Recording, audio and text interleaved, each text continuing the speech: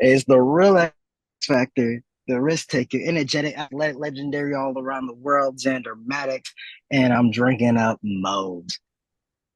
This is Drinkin at Demos, where we talk about the pros of pro wrestling in the Midwest while sipping on some brews with blessed beers and wrestling. That's my scene. Death matches and lucha libre, it's all so mean.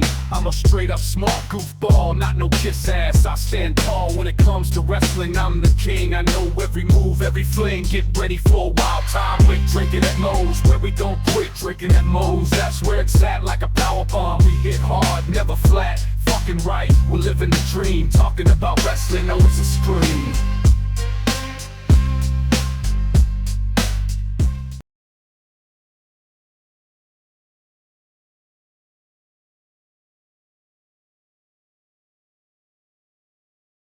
All right, everybody, taking time out before we get this show started. I want to thank Reaper Apparel for having Drinkinatmos be a brand ambassador for their clothing line. They got good stuff. They got t-shirts, they got hoodies, they got beanies, they got lots of great stuff, encouraging everybody to break out of their comfort zone, live their best self, and hey, it's something I try to live every day. Now, be sure when you go and you're finishing filling out your order, use the code Drinking at Moe's, get 10% off, and the link and the code will both be in the description. Let's fucking go.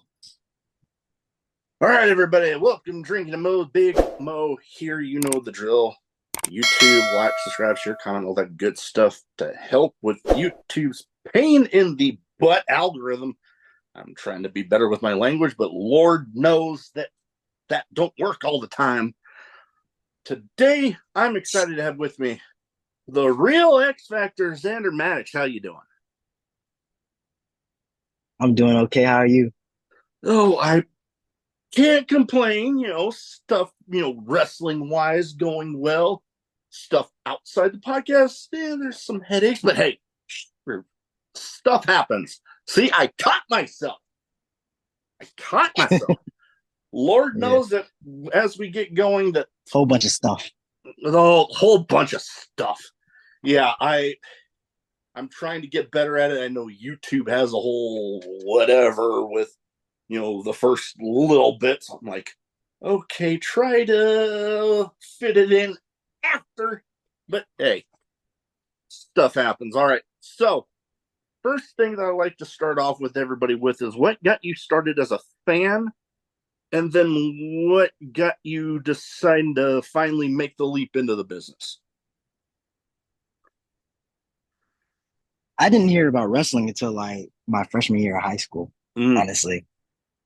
Somebody's father had a backyard wrestling thing.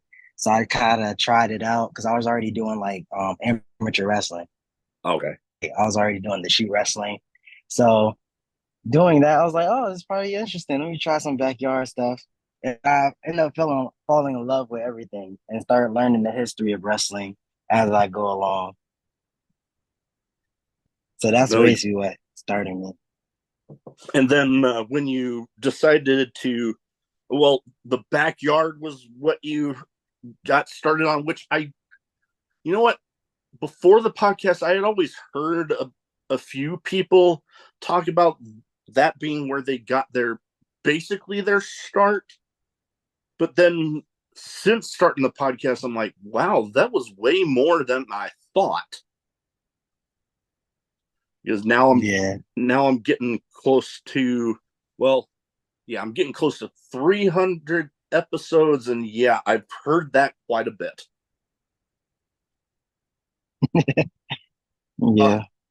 but yeah, it's been wild ride. Now, one thing, okay, I gotta ask you about this because the real X Factor. Now, how did that come about? Uh, I wanted to be authentic, something unique, something that Mhm. stands out. And I was like, well, being an X Factor is like somebody special, one of a kind, its own person. So why can't I be the real X Factor? Why can't I be, Hmm? No, I get you there. And, those little bits, like you mentioned, you know, something authentic, those seem to be the of course characters that really resonate with people. I know it does with me because you can sense that it's not just, oh, some promoter gave me, you know what, I want you to do this, and then you go out and do it. But you can tell that that's truly who they want to be. And oh man, it's something special when you see somebody get started and they go through maybe some of those, promoter idea moments, but then they finally latch onto that one that is like, okay, this is like me turned up a notch. Yeah. No, Yeah. oh, I go ahead. learned like from The Rock, like honestly, he does the same thing. He like basically takes himself and turn it up a notch. Though, yeah, It him. happens like repeatedly with other wrestlers too. Oh yeah, you know, it, Rock's a good Like even example. Daniel Mm, Bryan, he turned himself up. that too. One of my personal Yeah, favorites, Stone Cold Steve Austin. Perfect example of that. He just seemed like, good lord. Okay, him. If there is one person that I would get absolutely starstruck over, like that would be it. Stone Cold right there. But because I've had him built yeah, up so much in my head. But you gave a lot of great examples there of people that you can just sense that authenticity when they're out there in the ring, or behind a mic doing a backstage promo or whatever it might be. You get that authenticity, which another person lately, speaking of Daniel Bryan, that tied to him, John Moxley is another one that I like. mm, Good lord, like I I have not had the opportunity to meet him yet, but he definitely seems like a great example of what he's doing, especially right now. He just loves it. And I mean, he's playing one sadistic son of a bitch, but I mean, hey, sometimes when, you know, I know for me, I would enjoy playing something like that because on one hand, it's kind of not me, but in you can bring about elements of yourself that, like, let's say something in you just snaps and they set you off and you're just pissed off. That seems like him right now. yeah. All right. Now, Basically, he's just a loose cannon. oh, I love it. I absolutely love it. And, one promotion that I put in my notes together and I actually saw uh, bits of the match. I wasn't able to watch the whole thing, but for a promotion I'm somewhat familiar with, and your opponent happened to be a past guest of mine, Blake Troop at FIP, and I'm like, oh, okay. How was how's it been like for you there? And from your point of view, how was that match for you?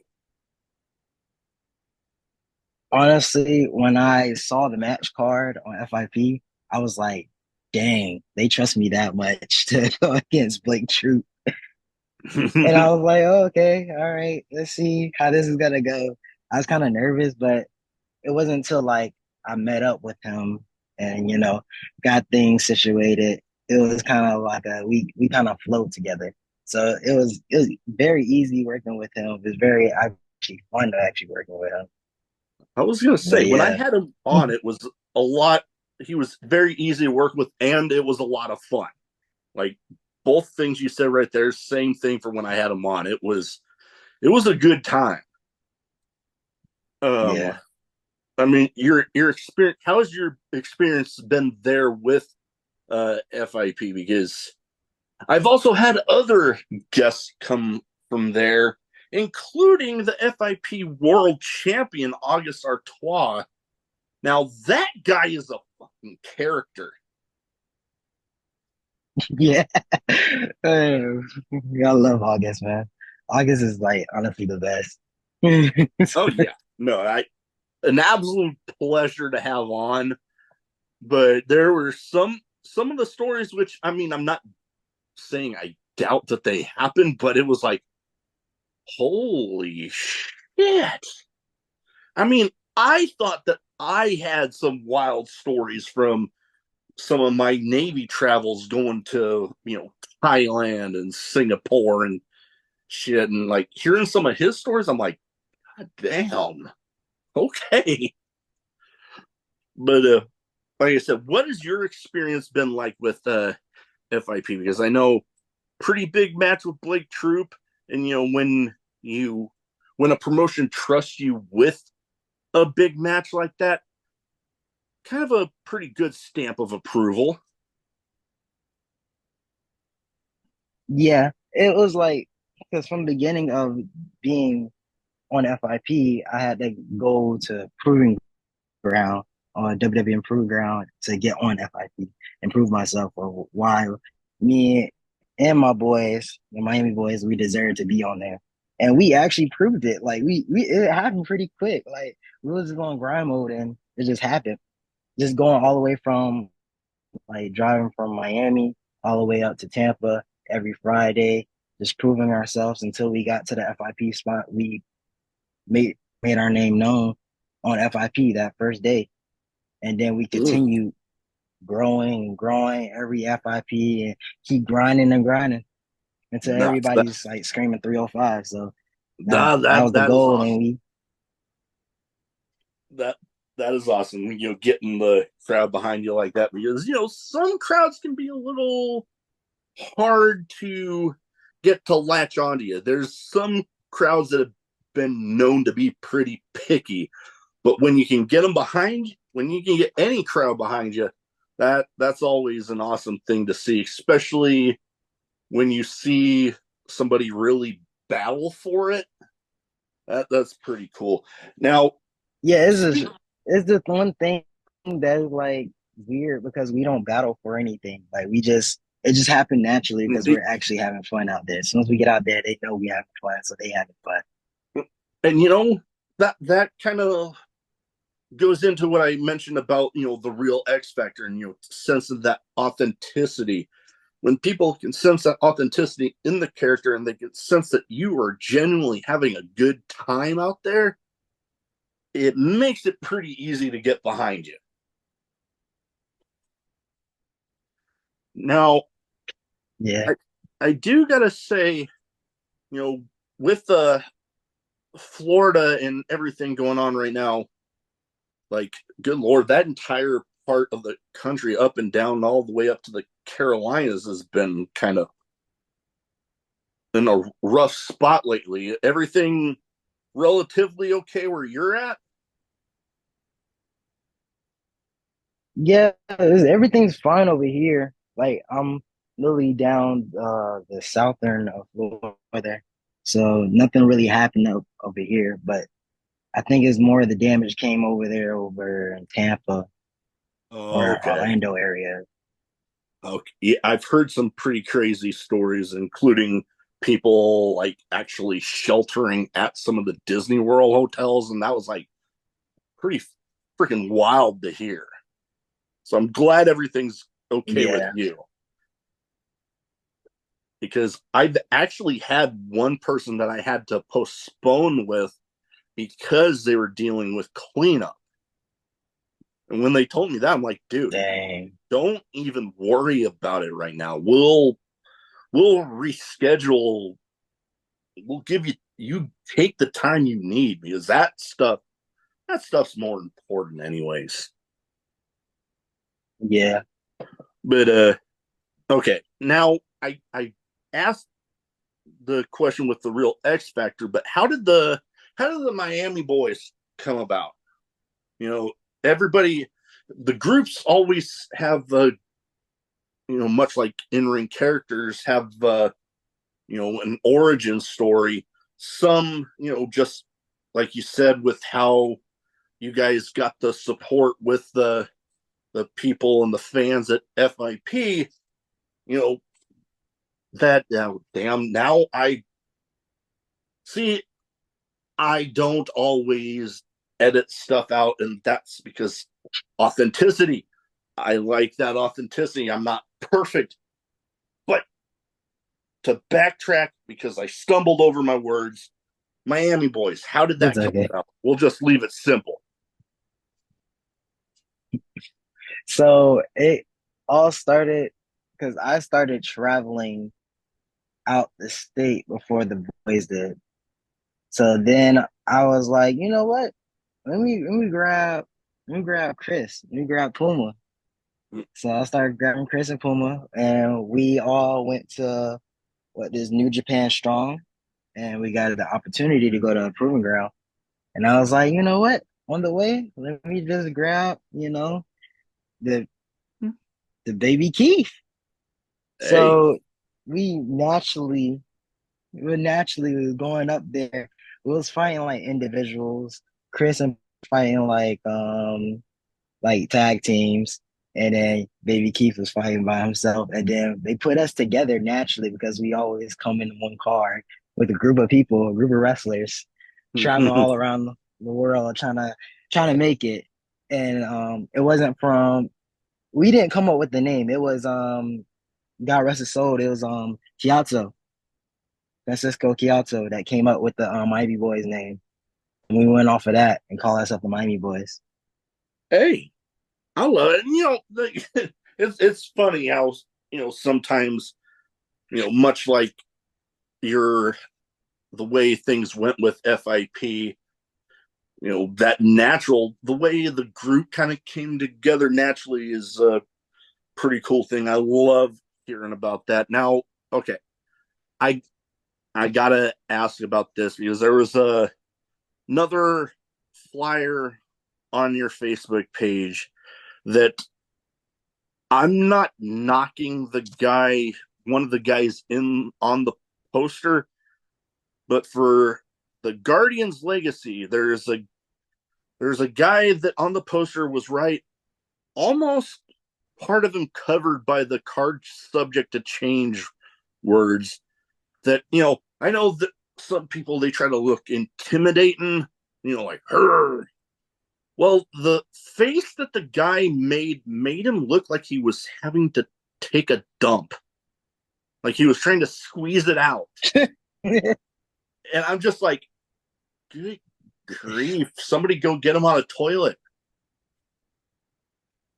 What has your experience been like? Or have Man. you had a The, lot of the, experience there with the Guardians Legacy? Because that's a promotion that I might not be as familiar with as I am with promotions like FIP or oh god, what's some down in Texas that I've dealt with like MPX or up in New Jersey with Matt Tremont's promotion.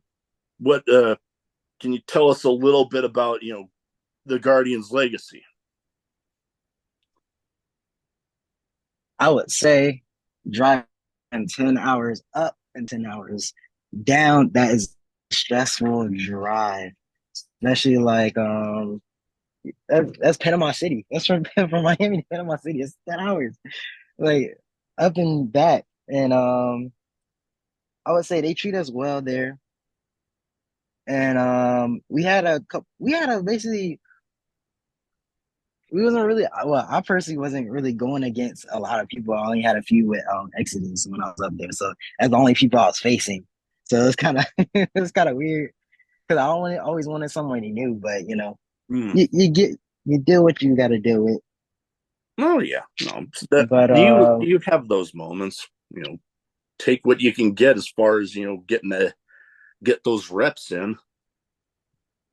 production wise, they're great on production. Like when I was just amazed just looking at their production. That's one Okay. thing I look for when it comes to like companies, especially companies outside of Florida.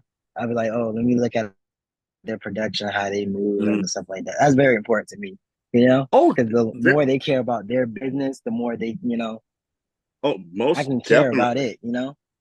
Oh yeah, no, that definitely shows how much they care when they, you know, invest in the production because much like you, the production value is definitely important to me as well because there are those that could probably do a little better, but there's plenty of great promotions out there. We got some up here in Nebraska. I know Florida's got a plethora of them. I've been lucky enough to get to talk with a bunch of great promotions and people from there that you can definitely tell the difference between those that really invest in that production and those that kind of throw stuff together. Yeah. All right. Now, okay. Another thing that I had to talk to you about because the the guy that posted about this match where I believe you and your opponent were bloodied up, and he talked about stubbing his toe in a match and not getting any reaction. I think you were getting in a submission hold with what looked like a kendo stick. And I'm like, okay, somebody going hardcore here. Yeah, that was my I would say that was my second match with him. We did like a bunk bunkyard house match. We had a whole storyline building up to it because I first challenged him to a ladder match, which is my first ladders match, and it was his first ladders match. And we end up going into what the bunk house match, which we built off for months, and and it actually ended up going very good because they even got my girlfriend involved, her family involved. It was just like we made it very personal, very like sincere. I had the Crip Championship when I was doing the storyline, so it made a good story for the switch for him to have the championship. And it was basically we were telling a story of two best friends. Basically, one was jealous of the other because I had the championship and had many opportunities, even though he's been in those matches and had the same opportunities. I've been the better man, and now he's trying to be the better man out of me. So yeah, Yeah. end up That. power driving me through a table off the Ooh. apron. So that's how it ended. Whew. So he was willing Yeah. to kill me in order to win the championship. Hey, sometimes, So yeah, that sometimes was my first time like being like even I was gonna say yeah, that was like with my first first time. match like that.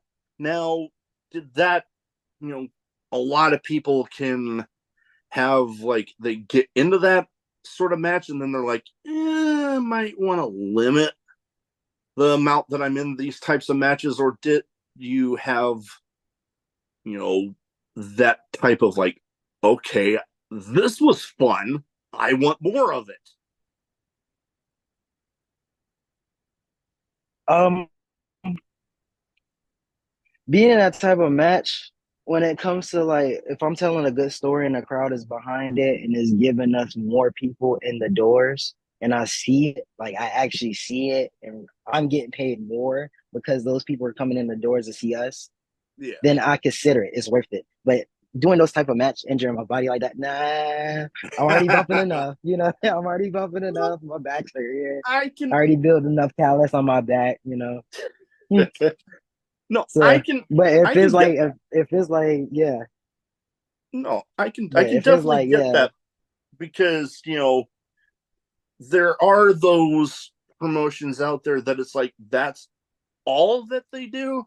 But when, you have those types of matches can also involve great storytelling and can like be that hook for those fans.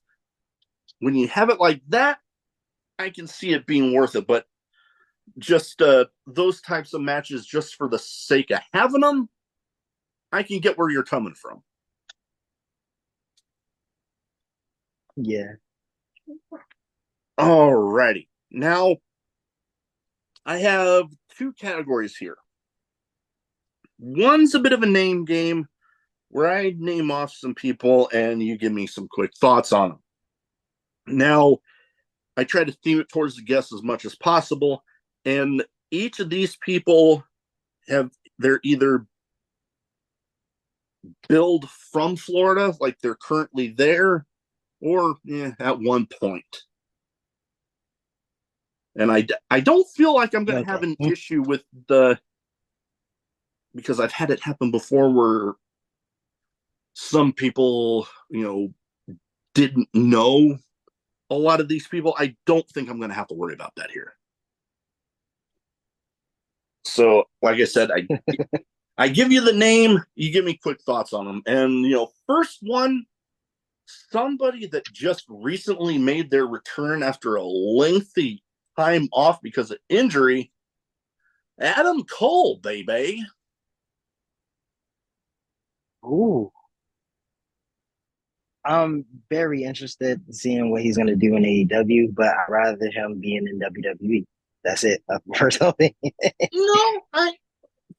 Okay, so my thoughts along those lines, because there are a lot of people out there that, they're hardcore into WWE. They're like, oh, so-and-so should go there. In the past, I was kind of like, because, it was, the people behind creative at the time. Right now, there's a lot of people out there that are like, yeah, no, go there. Because, the people that Triple H... because he never had his big push on the main roster. That is true with him. And I actually want to see that. And I know Triple H is going to take good care of him. That was where I was leading off with, because a lot of the people that Triple H has brought back, now that he's the main guy in charge of creative, has been just miles above where I would have thought it would have been under the people controlling it previously. So I'm with you there. Yeah. Now, okay, this next guy, everybody loves him, but he's been out for a while, and it's funny for me because this guy played college football at my home team's rival school, the Iowa Hawkeyes. Big E. Oh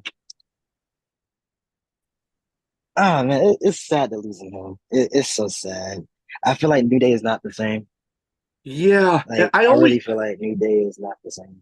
Oh, the same. And I keep on getting this sinking feeling that there might be an actual split coming up there, because, okay, Kofi still dressing up all colorful and bright and woo, but Xavier Woods starting to get into the dark, the black colors, the all pissed off, and it's like you get that sense. So it was like Big E was almost that glue, and now that he's not there, it's kind of just that glue is wearing off.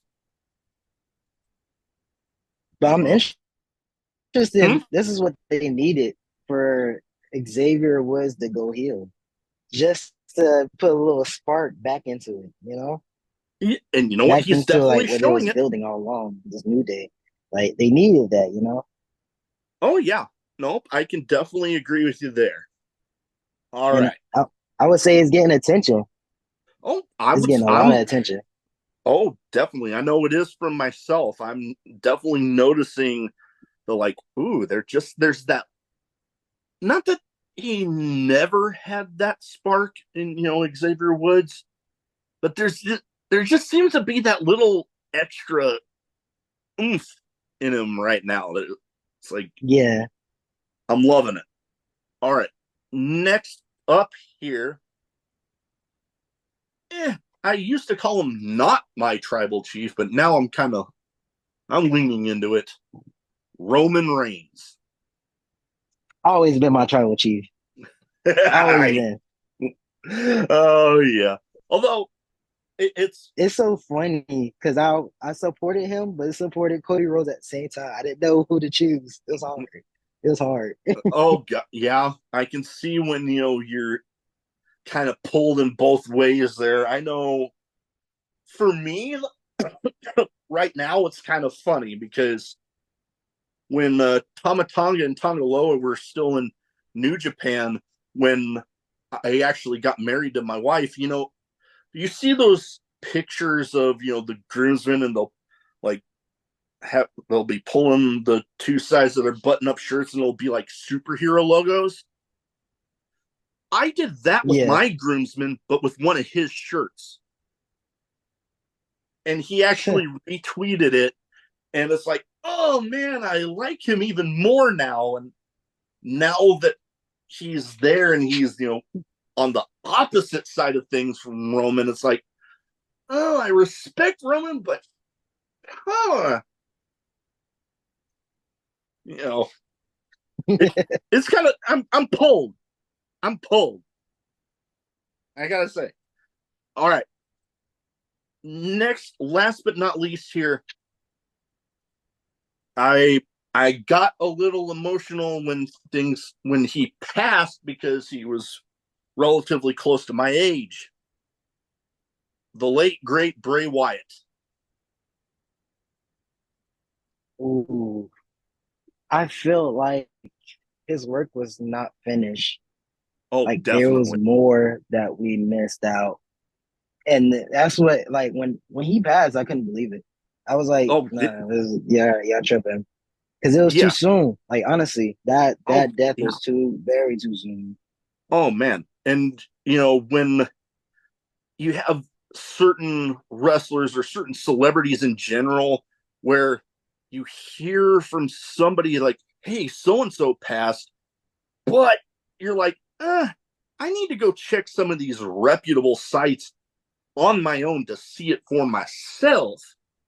And when I saw about him, I'm like, oh, Yeah. damn. And it got me thinking because I had unknowingly had one of his good friends on the podcast before in Ring of Honor Dutch, with the Righteous, and Mm. I had posted it was either I had released the episode or I had just released that I had talked to him for it, and literally on my way home from work, I see a Twitter alert, and I'm like, okay, I don't recognize that picture because we're still relatively small. I go to stoplight, I pull up my phone. I about dropped my phone because it was Bray Wyatt liking the post about Dutch. And I literally messaged Dutch right after and said, are you friends with Bray Wyatt? And then he's like, oh, yeah. And then I'm like, that explains so much right now. Yeah. It it kind of meant a lot. And I've told a few people about this. I already have the toy waiting up in what's going to be my soon to be born son's room. I saw this little plush toy that looked like that last run of Bray Wyatt, and I'm Yeah. like, oh, it got me thinking. When my son is born, having a picture of either me holding my son with the toy or just a picture of my son with like the toy overlooking him and being like, welcome to the world, little Firefly, and then tagging Bo Dallas and tagging his widow and stuff. And that way, they're knowing people are still, acknowledging how much that their loved one meant to them. My Yeah. little Bray Wyatt story there. That's Yeah, pretty now creative. I like once I saw that toy, I'm like, oh, light bulb. All right. And yeah, he's still like, oh God, if he would still be around and have the creative team that's there now behind him, like the stuff we are getting with a Wyatt 6 right now, I'm And he already had creative freedom with his own stuff because no one can like touch it. yeah, yeah. And then the only thing was like when you watch the Bray Wyatt documentary, they often talked about, some of the limitations that were being put on him. But, when he like actually legit got to run with one of his ideas, ooh, man, he showed everybody what he could do. And Mm-hmm. I even hear that he said at, I forget when, I'd have to go find the video of it if there is, but Bray even saying that Bo Dallas, his brother, even more creative than he was. We're seeing little bits of that right now. So it's going to be exciting. Especially how he started off with the YS6 in the tapes and all. He made Oh, man. everything look like a horror film. Oh, man. That is I've been loving that. Absolutely, absolutely. Chef's kiss on that. All right. Now I got some random questions. Some might be wrestling related, some not. Some might have absolutely nothing to do with anything we've talked about so far. So I give you the question, first answer that pops into your head. First one, craziest in-match moment for you. And I think we might have already talked about it. so crazy is in match ring in match Yep. Craziest in-match moment. um I had to jump off a oily what ring outside the ring, but the mat Ooh, was oily. And ooh, that was in the Chungus match when I had the bunkyard. okay. Okay. Yeah.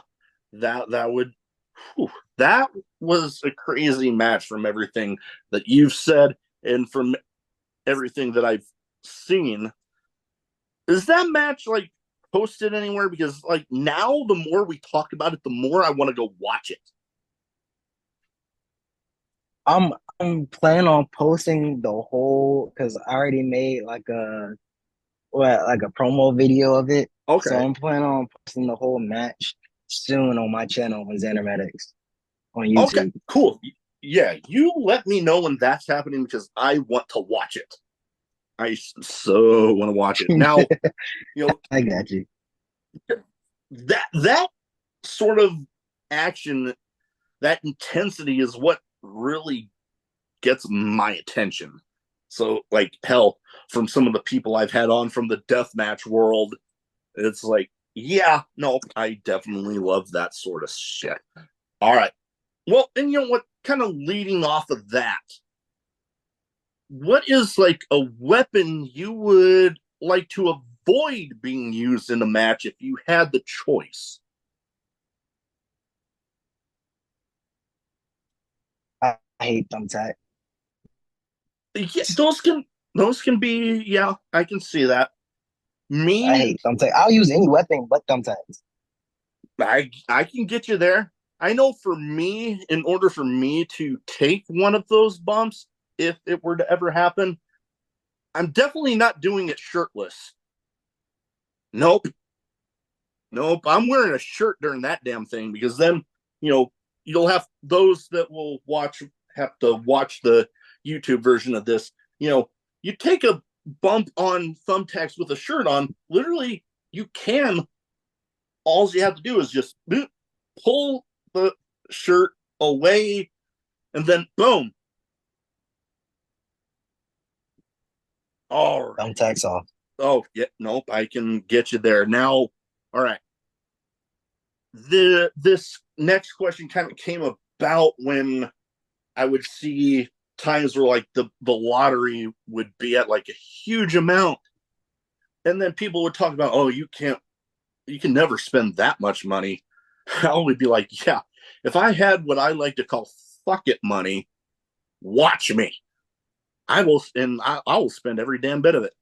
What is the first thing you would buy if you had fuck it money? New gear. They investing wisely.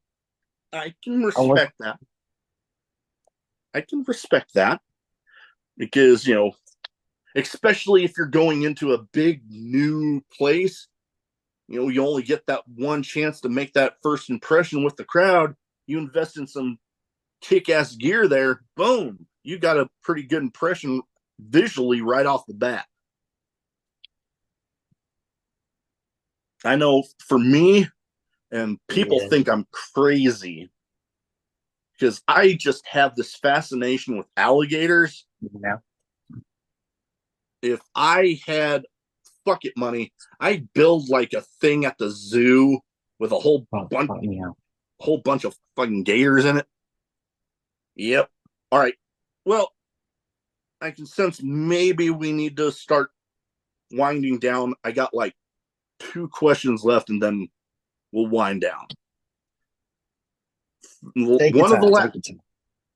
one of the last ones here. Favorite drink, alcoholic or otherwise, because I like to try to tell people just because it says drinking at most does not mean that it has to be alcoholic. If it's not alcoholic, it's strawberry lemonade. But if Okay. it is, it's Hennessy all the time. Okay. Strawberry lemonade, solid choice. Hennessy, I have to say it's been a while. I know for me, I mean, strawberry lemonade for non-alcoholic, solid choice. I'm a bit of a Dr. Pepper fiend myself, so that'd probably for me Mhm. my non-alcoholic. For alcoholic, I'm more of a beer drinker than anything. So literally, I mean, I have my favorites, but I joke around that I'm a equal opportunity drinker. You put it in front of me, I'll try it, which can get me in trouble sometimes. Just so. All right. Last but not least here, best advice you have for anybody wanting to get into wrestling. Uh, if you're getting into wrestling, a lot of people do it for the hobby. I do it just to try to make something and to inspire people to chase your dreams. Honestly, it's hard in the wrestling business to get to point A to point B, but just take your time. People always have their own pace. Don't look at everybody else and see how fast they're growing. Go on your own pace. Everybody has Mm-hmm. their own pace. And I know everybody on the independence. Even me, I get frustrated. I see people they they go from zero to hero and they're already getting signed a contract. Hey, it takes time. And I gotta Yeah. understand for myself, it takes time. You gotta, Oh yeah. yeah, keep going, perfect your craft, focus on you. Oh, most definitely, because it can be a little easier said than done. I imagine when you see those that some people get to it and get signed rather quickly. Other people, it's a bit of a grind. But I personally would like to think sometimes when you have those people that grind it out and then they finally do get signed by one of the big national promotions, it makes that everything you went through on that grind that much more worth it to be like, you know what? I I busted my ass for this. I'm damn proud. Yeah. All right. Well, last thing before we go, where can people find you social media wise so if they don't already have their eyes on the real X Factor, they can go ahead and get them there. Well, you can find me on Instagram, the real underscore X underscore factor on Instagram, or you can just type in Xander Maddox. You can find me on YouTube, Xander Maddox. You can find also I have a couple pages with my own girlfriend called Extreme Misfits. Maddox. You can find that on Instagram and YouTube. And if you type in Xander Maddox, you can most likely find me on TikTok too. All right, we'll get all of that in the description. Well, that is about all I got. Thank you so much for taking the time out to talk to me tonight. Best of luck out there, FIP, and everywhere in between. Yeah. Thank you for having me. You're very welcome. All right, now here's where I have the issue with the fucking